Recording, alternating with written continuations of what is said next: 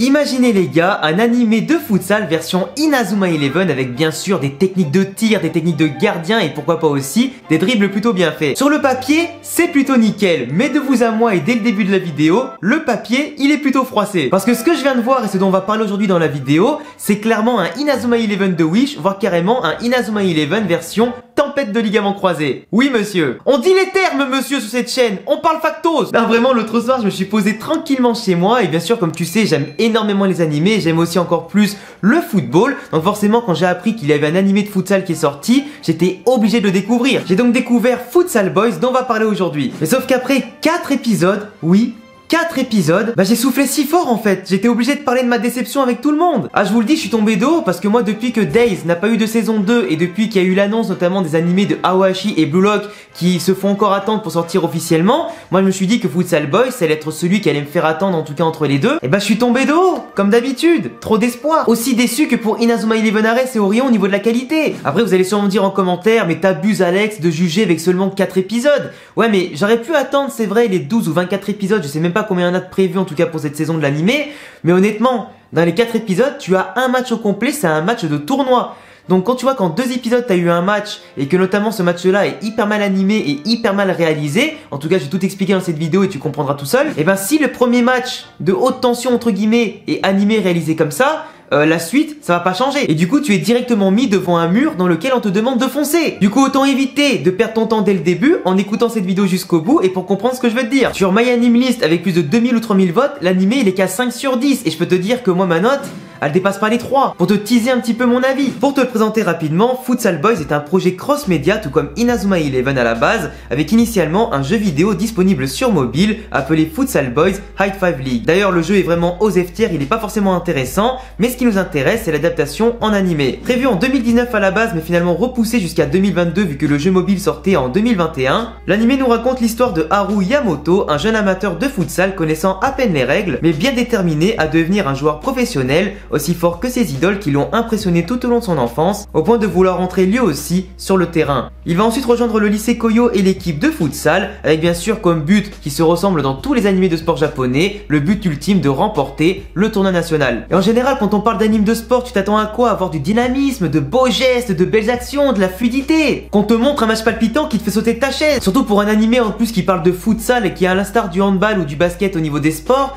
sont des sports ultra dynamiques au niveau de l'attaque et de la défense et qui sont quand même assez éprouvants avec des rythmes assez infernaux à suivre pour les joueurs. Par exemple, je sais pas, moi quand tu parles des animés de sport comme Kuroko Basket et Haikyuu, c'est plutôt fluide, t'as des actions notamment qui vont s'enchaîner plutôt bien avec notamment différents plans pour que ce soit dynamique, agréable à suivre, que t'aies plein de joueurs mis en évidence et qu'on ressente aussi bien sûr la tension des matchs. Mais dans Futsal Boys, il y a un énorme problème qui me pose à moi le plus gros des problèmes en fait, c'est que les actions, tu vois quasiment rien en fait. Mais quand je te dis rien, c'est rien. Entre des gros plans ultra statiques juste posés sur les pieds des joueurs, aucun plan notamment sur l'ensemble du terrain pour montrer les différentes positions des joueurs et aussi l'occupation des espaces, ni aucun plan pour montrer les joueurs en mouvement, avec surtout des buts et des actions qui vont s'enchaîner comme une partie de ping-pong, au final tu profites de rien mon gars, mais vraiment de rien. Eux ils ont pas compris que le but c'était pas de se débarrasser du match en faisant une passe, un tir que tu vois à peine entre 2-3 plans, mais juste de faire profiter du match et de la tension du match en fait, de profiter des actions, des prises de balles. Là on est dans le foot donc forcément faut profiter du jeu sans ballon ou avec ballon tu vois. Mais non, t'as des plans statiques dégueulasses où t'as que un joueur ou deux qui vont bouger et rien autour en fait, c'est trop nul. Par exemple le premier match de l'animé qu'on voit en 4 épisodes entre le lycée Koyo du coup des héros et le lycée Adalbert qui sont leurs premiers adversaires, ça finit en 9-6. 9-6, une énorme défaite 9-6 pour commencer. À la limite c'est pas le score le problème, mais c'est la réalisation putain. C'était limite une action, une frappe, un but, une action, une frappe, un but. C'était du ping-pong le truc. Alors que techniquement le futsal, certes il y a beaucoup de buts en général, mais c'est quand même un sport où c'est très difficile de marquer, plus difficile en tout cas de marquer qu'au foot normal. En fait si t'avais pas de gardien dans ce genre de match, c'était pareil. Dans Futsal Boys tu ne ressens aucunement l'enjeu du match ni la pression car soit ça n'avance pas, soit d'un coup ça va hyper vite enchaîner. Et je le répète, les plans qu'on va te montrer durant les actions, finalement ça va te gâcher justement les occasions, tu vas pas les voir dans leur intégralité, du coup c'est pas forcément utile. Tu vois juste un mec faire une petite passe à un autre et l'autre qui va frapper directement dans la foulée, tu vois même pas le gardien qui va plonger, qui va tenter d'arrêter le tir ou quoi, tu vois simplement la finalité du tir. Alors que le foot et encore plus le futsal, c'est un sport qui est ultra technique, c'est un sport qui est ultra tactique, où tu as besoin de voir les joueurs avec et sans le ballon, le manipuler, faire des mouvements, jouer collectif, tu as besoin en tout cas de voir que ça bouge et en tout cas que les joueurs réfléchissent ballon au pied, qu'ils aient aussi un instinct, qu'ils aient une spontanéité. et vraiment qui savent faire vivre le ballon et aussi faire vivre leur équipe en fait. Si tu vois juste une passe, un tir sur 2-3 plans, et ben tu vois rien en fait, tu vois pas la richesse du jeu. Et pour moi, si tu montres pas la richesse du jeu et du sport en lui-même, bah t'as rien compris en fait. Ne fais pas d'animé comme ça. Et je le rappelle, le placement, les jeux collectifs, les frappes, les dribbles, les tirs, les passes, t'es censé tout voir en fait pour apprécier vraiment ce qu'est le futsal. Le but c'est certes de base de plus faire un animé pour vendre le jeu vidéo, mais surtout aussi pour pourquoi pas promouvoir le futsal. Parce que là quand tu regardes le truc, t'as l'impression qu'il suffit juste de prendre le ballon, faire une passe et tirer. Non, le football c'est plus que ça en fait. Et moi ce qui me dérange c'est que pour eux le côté technique c'est juste avoir faire une roulette et un sombrero. Ça moi aussi je le faisais sur les terrains. Mais des roulettes et des sombreros, pour moi, dans ce genre de truc, ça apporte pas énormément de choses en plus de ça. Alors ok, c'est bien animé, ça paraît un peu fluide, mais c'est un peu trompeur en fait. Parce que la technique d'animation qu'ils ont mis du coup dans cet animé là, en fait t'as un plan qui est hyper fixe, et en gros la défense d'un seul coup va être super lente, et les joueurs vont limite être des plots en fait. Du coup ça te fait penser que l'attaquant est super technique, super fluide que dans ses mouvements, mais en fait c'est juste la défense qui sont des vrais passoires. Ça fait un énorme contraste entre les défenses qui sont molles et qui sont ultra statiques, et les attaquants qui sont super dynamiques et qui vont simplement passer hyper facilement. C'est comme si tu mettais en défense des Giroud ultra lents et en attaque que des Mbappé, c'est pas possible. Donc comme je le disais, l'animation n'est pas réussie du tout, car certes les joueurs peuvent paraître stylés etc, mais il y a quand même très peu de mouvements, c'est soit trop lent, soit trop rapide. Donc un rythme totalement inégal et mal découpé dans les actions, qui d'ailleurs n'est pas très clair au passage et n'est bien sûr pas du tout construite. Le truc le mieux animé au pire, j'en ai pas encore parlé, c'est les techniques de gardien et les techniques de tir. Certes, certaines sont stylées, certes ça apporte un peu de flow bien sûr à l'action et aux différents matchs, mais à mon sens, elles sont pas très utiles. Déjà de base, elles sont même pas plus belles que le premier animé Inazuma Eleven sorti quand même il y a bien longtemps. Mais en plus de ça, dans le premier match que je t'ai cité tout à l'heure où il y a eu plus de 15 buts, les techniques de tir, elles ont servi qu'à marquer que 3 buts. 3 buts. Du coup, à quoi ça sert de mettre des techniques à part pour le fan service et faire plaisir aux fans ou simplement pour habiller les matchs? Si tu peux marquer quasiment à chaque frappe classique, c'est pas forcément utile. Et les techniques de gardien, on en a vu qu'une, et dès qu'elle a été sortie une fois, bah le mec ça lui a pas empêché de prendre 5 buts derrière. Donc au final, le scénario, on sent qu'il a été écrit avec le cul. Donc les techniques servent plus de clin d'œil aux techniques qu'il y avait déjà de base dans le jeu vidéo. Mais tu vois, dans Inazuma Eleven, t'avais des techniques inspirées de celles du jeu vidéo, mais là elles sont utiles, elles apportent quelque chose à l'histoire. Tu vois, c'est le principe même d'Inazuma. Mais là, pour moi, ça c'est clairement OZEF. C'est juste vraiment fait pour surfer sur la vague RPG, fantasy, sport, tu vois. Alors après, pour les personnages, en 4 épisodes, bien sûr, tu peux pas jauger le développement, ni le fait que la personnalité des personnages, tout ça.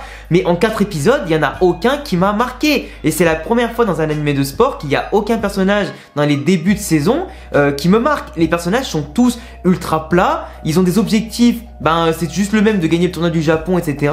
Mais au final, il n'y en a aucun qui s'impose par son caractère. Ils sont soit trop chiants, soit trop mous, soit OZEF tiers. En plus, c'est ultra cliché, t'as l'impression que les gars, pour créer leur personnage et simplement leur animé de sport, ils ont dit, allez, on fait un animé sur le futsal, mais on va piocher tout ce qui se fait dans tous les autres animés de sport et on va y foutre dans notre animé à nous. Du coup, t'as les cheveux colorés de Kuroko Basket, t'as des clichés de personnages dans leur tempérament qui rappellent ceux de Haikyuu, d'autres animés de foot, de basket, etc. La relation entre le héros, Haru, et aussi notamment l'autre personnage qui est considéré comme la pépite de l'équipe, Sakaki, en fait c'est vraiment calqué sur la relation Hinata-Tobio de Haikyuu. Donc à mon sens ça manque quand même clairement d'inspiration. Et vraiment voilà, pour conclure cette partie là sur les personnages, en 4 épisodes t'as envie de connaître aucun personnage, mais vraiment aucun, c'est plat, t'as pas vraiment l'esprit d'équipe forcément vu qu'elle vient de se former au tout début, mais pour moi tu vois il n'y a pas cette essence, il n'y a pas ce petit truc que t'avais dans Kuroko, dans Haikyuu, dans Tsubasa, dans Days, dans Blue Lock, etc. Enfin, tu vois t'as pas ce petit truc là qui te pousse à connaître les personnages, et c'est horrible en fait ce manque de charisme. C'est tellement le copier-coller de tous les animés de sport que tu connais qu'il n'y a pas d'âme en fait dans cette série, il n'y a pas d'âme qui lui est propre, et c'est dommage. Ça transpire pas la passion et ça se voit que l'animé il a été fait pour vendre le jeu en fait. Parce que oui, les OST peuvent être sympas à la limite si on veut garder un truc sympatoche, et quelques plans qui peuvent être cool, mais pas plus. Et pour moi, quand je le répète, c'est un animé promotionnel pour faire télécharger le jeu sur mobile et potentiellement faire acheter un jeu s'il y en a un qui est développé sur console, mais ça m'étonnerait parce que la série a pas un succès de ouf au Japon et je pense très clairement que l'animé fera 12 épisodes et pas plus. D'où le fait que vraiment, il y a peut-être pas un budget énorme par rapport à d'autres séries, mais ça se ressent en fait, ça se ressent qu'il n'y a pas le budget, que c'est fait juste pour faire vendre,